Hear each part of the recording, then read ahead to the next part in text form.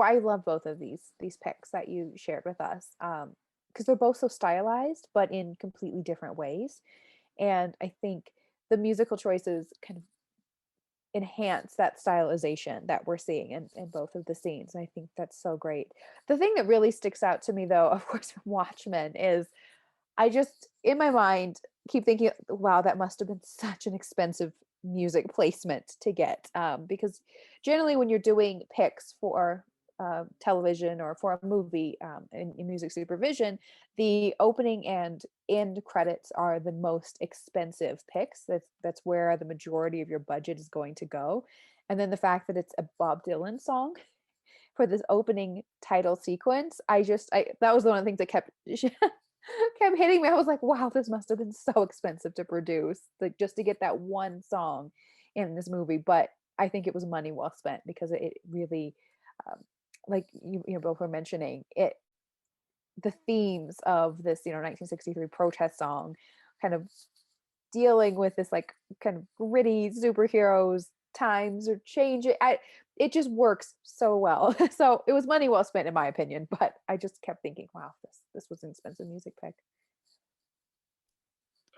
Also, I think he ruined using Hallelujah in songs with, well, no, because like he's talked about this, like they're like, you should use this song. He's like, fine, I'll make it into a huge joke because you listen to the lyrics. And so he's like, here's my funny sex scene, you guys.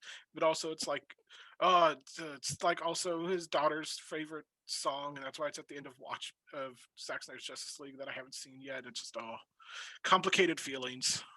Yeah, that's what I I was love like. I'm like, I don't know the context behind it, so I don't want to like make too much fun of it. But the fact that it was like, we're gonna make fun of this as like a sex scene in Watchmen, and then it's gonna be like a very emotional song because of my daughter in the Snyder cut. I'm like, you're clowning me. What am I watching? happening. I love when songs are like self-referential, but then also when they're just totally like out of left field. And I feel like there's some inside joke there that I'm not getting, but it's just wild and kind of weird, and I'm here for it. People contain multitudes, man. We're Yeah. complex people. I don't have too much more. I feel like I don't have too much more to say than that's already been said. But I want to just like ditto the notion that Oscar Isaac is just awesome in that performance in Sucker Punch, and his partner in that scene. I feel like I always forget her name. Carla Gugino. Carla Gugino, right? I want them to just perform like every genre of music and decade aesthetic and everything. Just I want to watch that movie. Just watch them perform nonstop for 2 hours. I'll do that.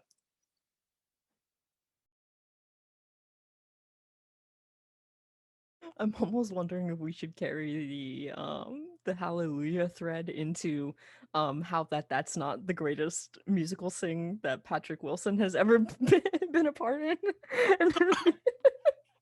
Oh God, oh yeah. I can't get over it. I can't like that scene in Watchmen is just permanently embedded in my brain forever. Like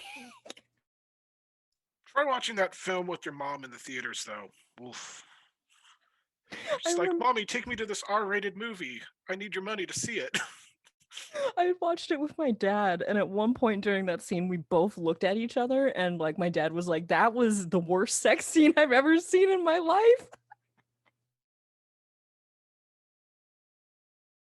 Oh my goodness, I can't imagine. It was like 101 on how not to film a sex scene. Like if I'm teaching that course, we're sticking that scene in there. Like no shade, but like yeah, we're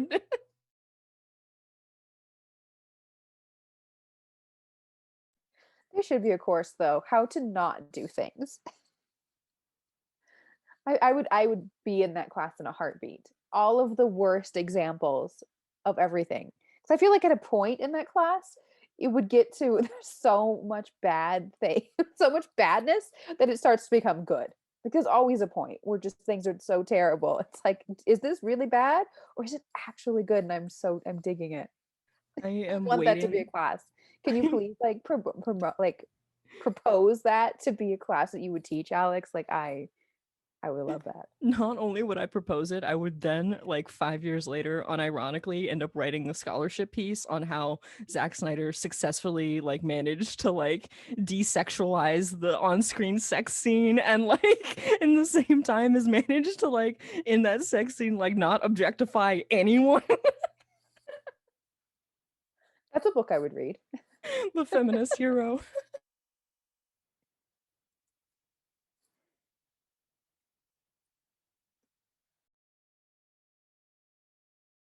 I just can't like Malin Ackerman is so beautiful. How did he manage? It just looks so bad.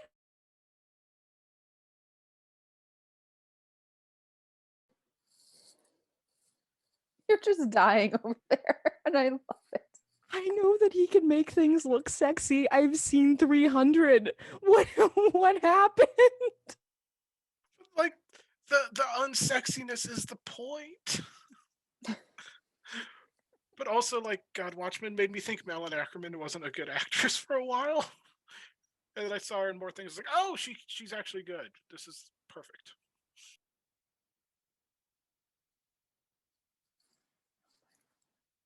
I can't. I can't do it. Okay, well, shall we move into honorable mentions before we wrap this bad boy up?